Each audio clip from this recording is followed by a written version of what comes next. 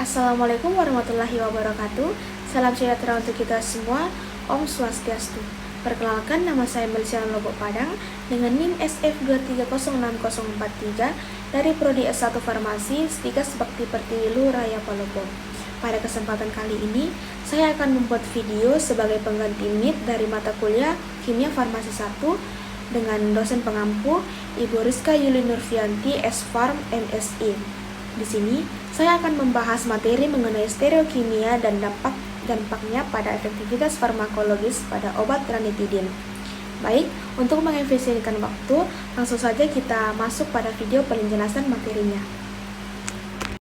Hal pertama yang harus diketahui yaitu apa itu stereokimia. Stereokimia adalah cabang kimia yang mempelajari susunan 3 dimensi atom-atom dalam molekul serta pengaruhnya terhadap sifat-sifat fisik dan kimia senyawa tersebut. Dalam bidang farmasi, stereokimia sangat penting karena konfigurasi 3 dimensi molekul obat dapat memengaruhi interaksinya dengan reseptor biologis di dalam tubuh yang pada akhirnya memengaruhi potensi, efikasi, dan profil keamanan obat tersebut.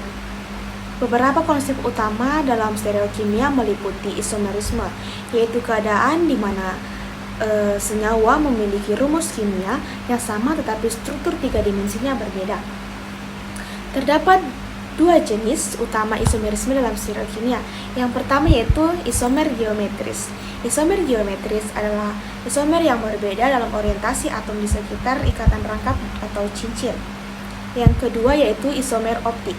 Isomer optik adalah isomer yang memiliki konfigurasi cermin atau enantiomer dan tidak dapat ditumpang tindihkan satu sama lain.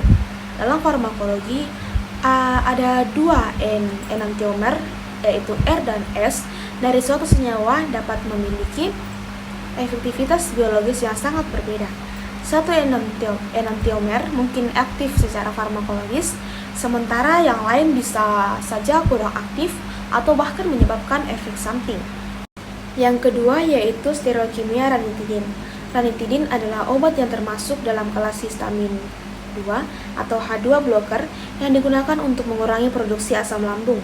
Rumus kimia ranitidin yaitu C13H22N4O3S dengan massa jenis 314,4 gram per mol. Di tahun 2019, BPOM sempat menarik peredaran ranitidin dari pasaran.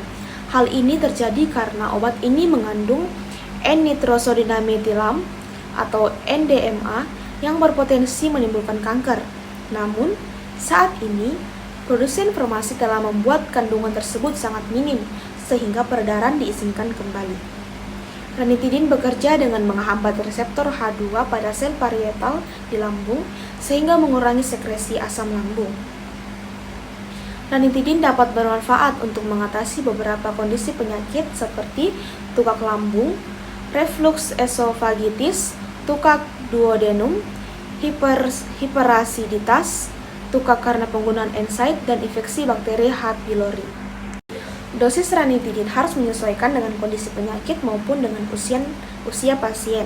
Di antaranya yang pertama, tukak lambung. Untuk dosis dewasanya 300 mg 1 kali sehari atau 150 mg 2 kali sehari dalam waktu 4-8 minggu.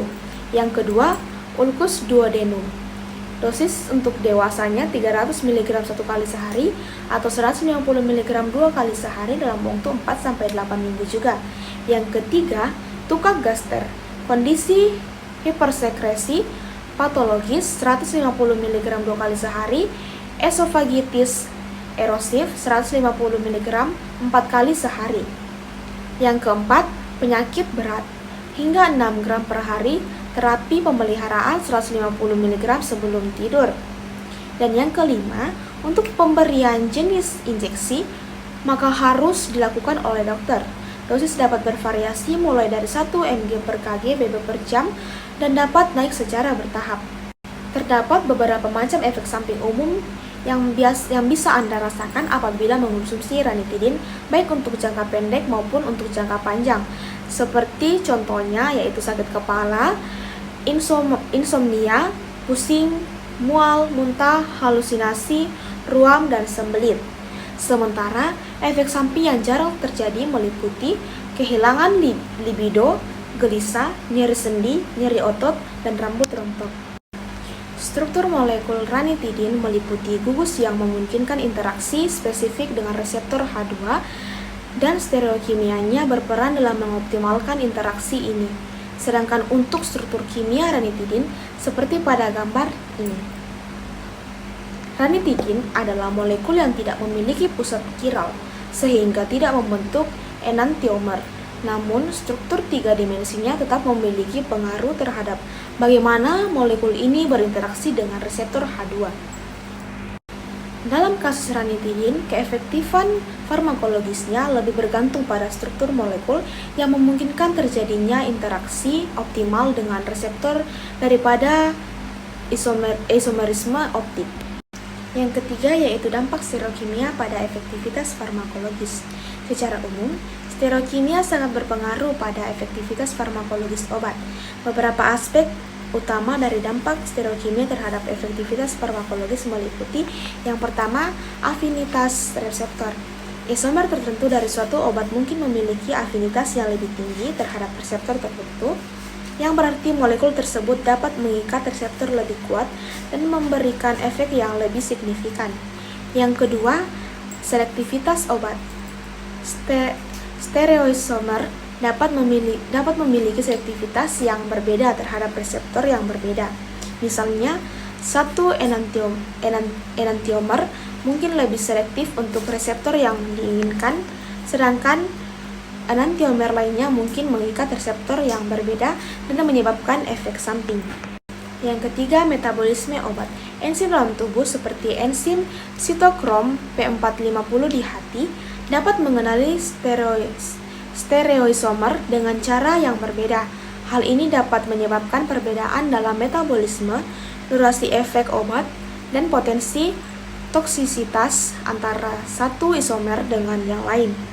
Meskipun ranitidin bukanlah senyawa yang memiliki stereoisomer optik, konsep ini tetap relevan dalam memahami bagaimana modifikasi struktur kimia ranitidin atau analognya bisa memengaruhi afinitasnya terhadap reseptor H2 dan efektivitas klinisnya.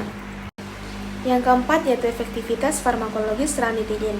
Efektivitas farmakologis ranitidin ditentukan oleh kemampuannya dalam menghambat reseptor H2 di sel parietal lambung.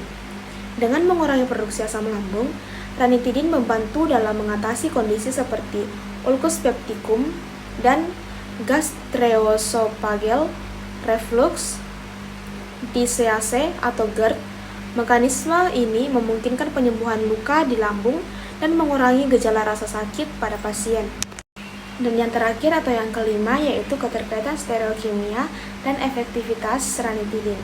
Walaupun ranitidin sendiri tidak memiliki stereoisomer yang berbeda, pengaruh stereokimia pada obat lain dalam kelas H2 blocker menunjukkan pentingnya struktur 3 dimensi pada efektivitas klinis.